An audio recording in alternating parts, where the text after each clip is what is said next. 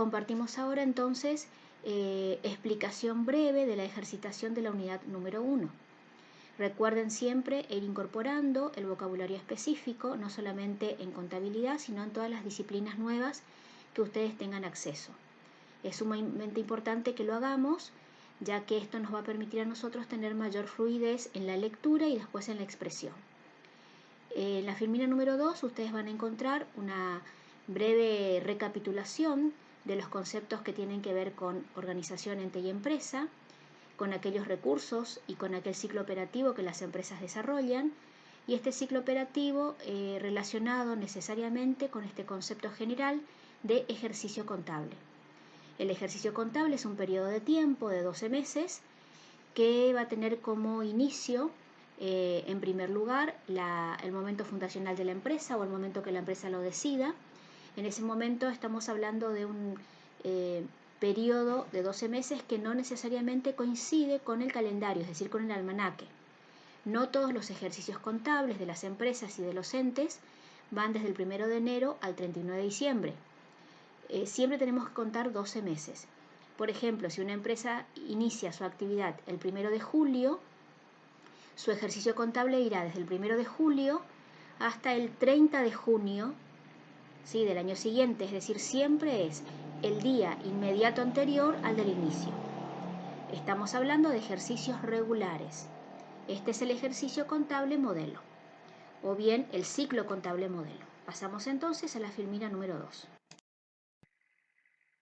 Esta primera parte es una parte de repaso de teoría en general.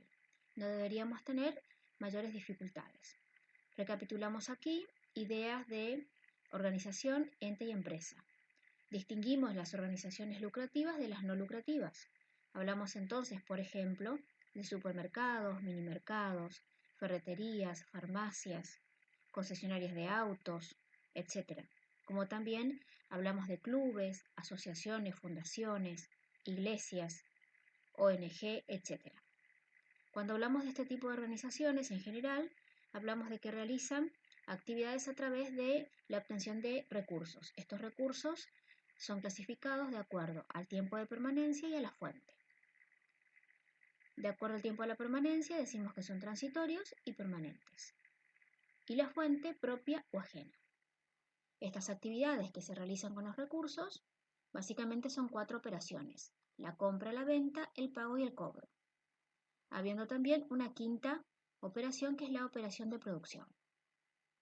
Estas actividades se realizan en un periodo de tiempo denominado ejercicio contable. Ahora bien, este ejercicio contable se identifica con determinados momentos que realiza la actividad y por eso nombramos en el punto número 7 que hay ciclos operativos que superan los 12 meses, como por ejemplo en el caso de los astilleros. También nombramos como otro ejemplo la producción, cosecha, elaboración y venta, por ejemplo, de productos agrícolas como la yerba mate y el té.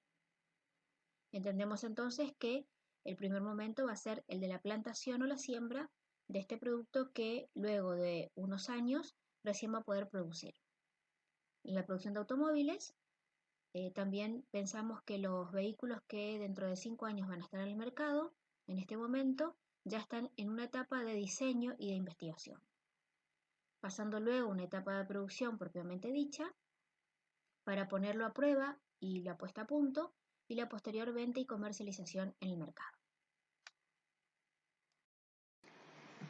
Finalmente, en la pregunta 8 podemos decir que sí, que es afirmativa la respuesta. Una entidad o una empresa puede tener en un ejercicio contable de 12 meses varios ciclos operativos.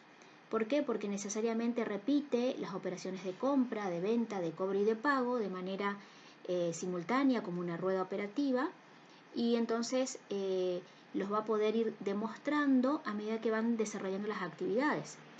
Imagínense una panadería en donde la producción de pan es diaria, los ciclos operativos son diarios, y esto no significa que no puedan formar parte de un ejercicio contable completo.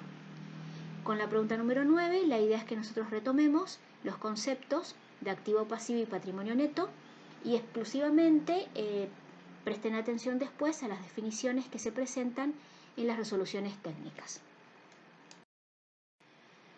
Ya en esta ejercitación nosotros vamos a incorporar ejemplos numéricos de las ecuaciones contables. Son ejercicios muy sencillos. Lo que tenemos que hacer es verificar la igualdad.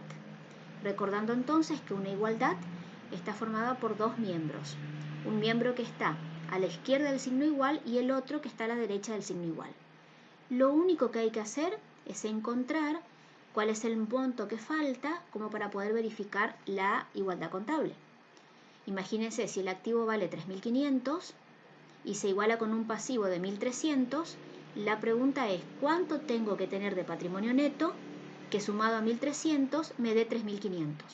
La respuesta es 2.200. Es el primer caso del punto número 10.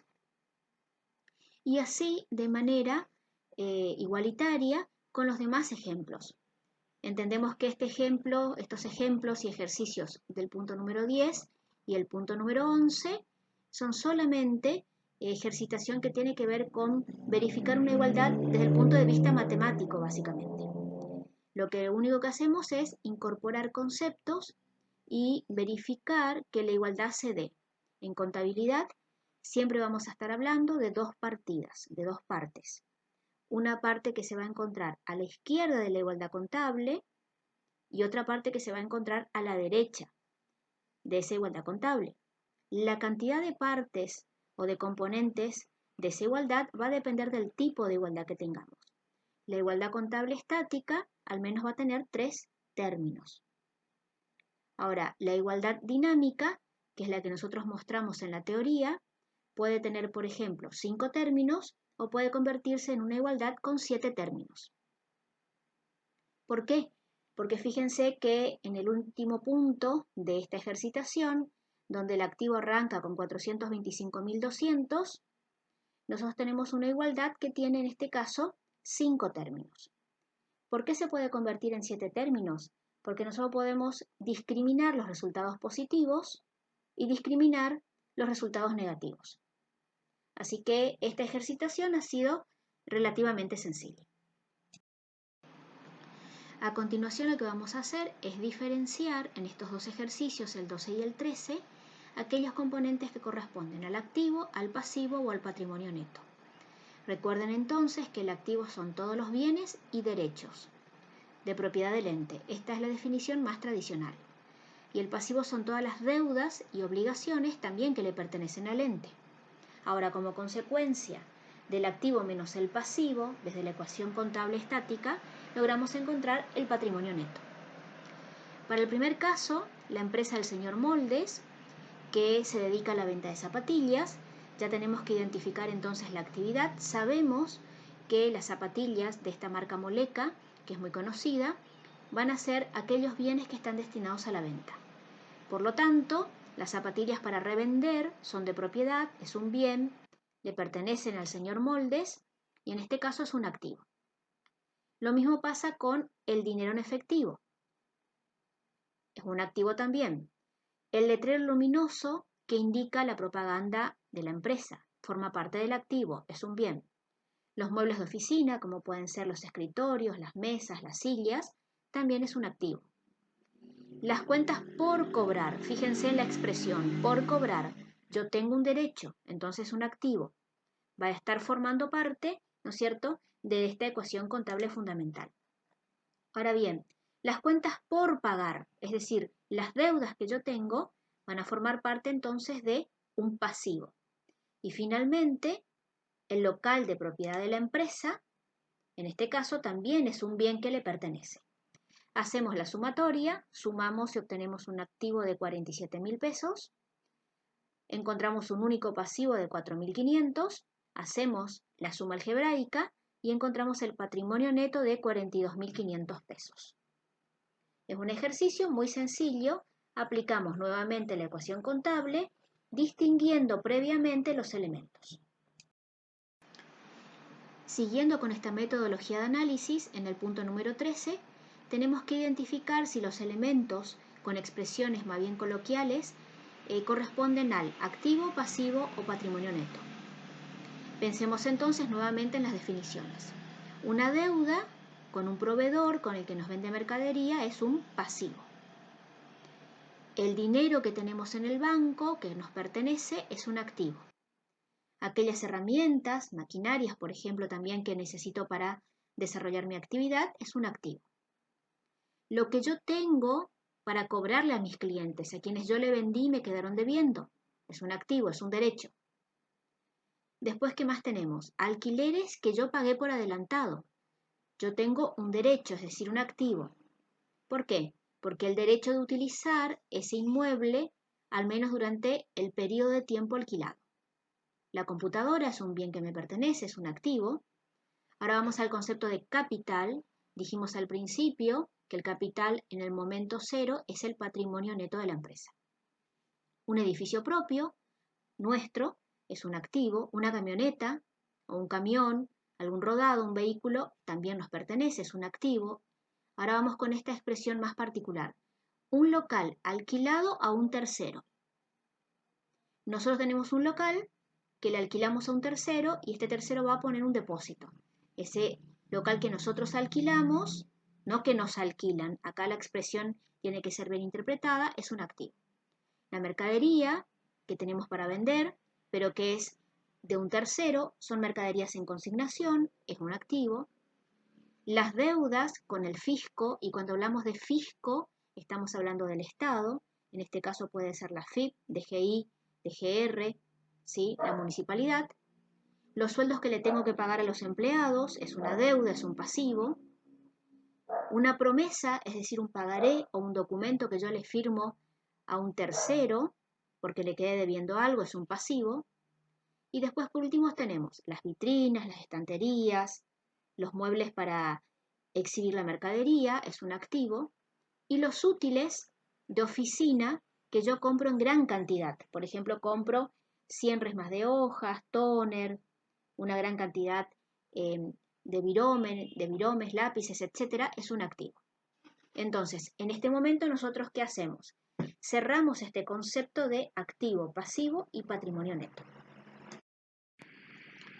Y por último, para cerrar esta ejercitación inicial, en la filmina esta 5 y en la siguiente, lo único que hay que hacer es identificar la ecuación contable y utilizar los montos que están expuestos. Por ejemplo, en este caso tenemos un activo, es activo de 300, tenemos un pasivo de 40 pesos y un capital de 260. ¿Qué hay que decir? Hay que decir si estas ecuaciones, que solamente está la parte literal, son verdaderas, se pueden verificar. Ustedes verán entonces que en este primer caso, de los 4 ejercicios, se están verificando las ecuaciones desde el punto de vista matemático. Y esa es la tarea. También es un ejercicio solamente de práctica matemática más que nada. En la próxima, ustedes también van a encontrar lo mismo y se van a encontrar entonces con diferentes ecuaciones en donde están mezclados todos los conceptos. Lo único que hace el ejercicio es sumar y restar para ver si las ecuaciones se verifican. Esa es la cuestión. Ustedes ven que en el enunciado ustedes tienen unos puntitos al lado, es simplemente poner sí o no. Yo lo que opté es escribir a mano y les paso la foto de la resolución a mano, en donde la tilde representa la verificación y la crucecita o la X representa la no verificación. Son ejercicios bien sencillos de práctica matemática, asimilando esta historia de ecuación contable, ¿sí? Ustedes igual, siempre verifiquen que el ejercicio que yo les pueda pasar o que ustedes encuentren como resuelto, les coincida a ustedes. No es que hay algún error exclusivamente y a propósito, sino que muchas veces nosotros anotamos algunas cuestiones, dejamos que el alumno pueda discernir y que después corrija sobre lo que está hecho. Pero este caso es un caso muy sensible. Así que de esta manera ustedes tienen toda la resolución del práctico de la ejercitación de la unidad número 1.